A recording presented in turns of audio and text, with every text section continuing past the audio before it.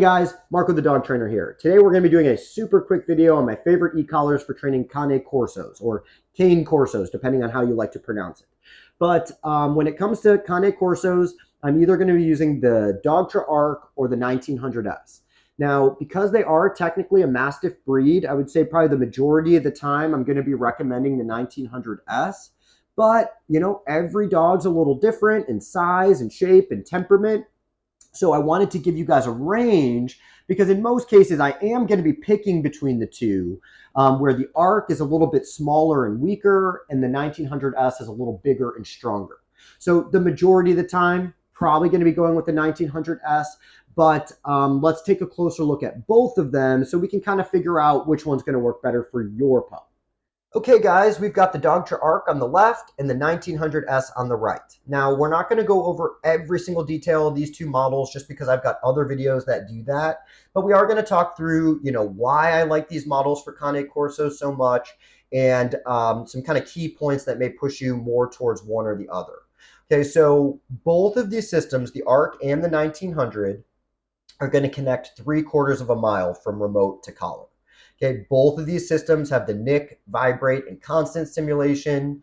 Both of these systems are pretty much as waterproof as this stuff can get, and both of these are going to offer the 2-hour quick charge.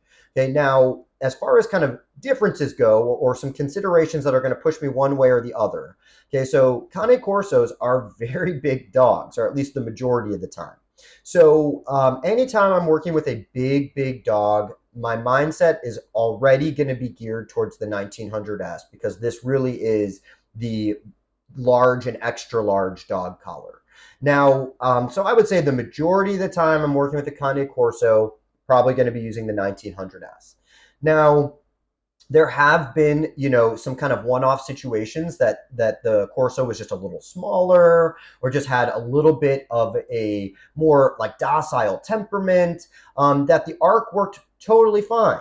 But when it comes to really big dogs, it's just, in my opinion, always better to have more strength. Even if we don't need it, I'd rather have it just as a precaution. So now again, I always talk about really the two main considerations being size and shape of the collar and, balancing that with the level of stimulation. So because the Arc is quite a bit smaller than the 1900, I mean, you can tell there's some obvious differences there. That is definitely something I'm going to factor into my decision. But like I said, most Corsos are big dogs, and this is definitely going to fit them pretty well. It's not going to feel like super bulky or heavy on them.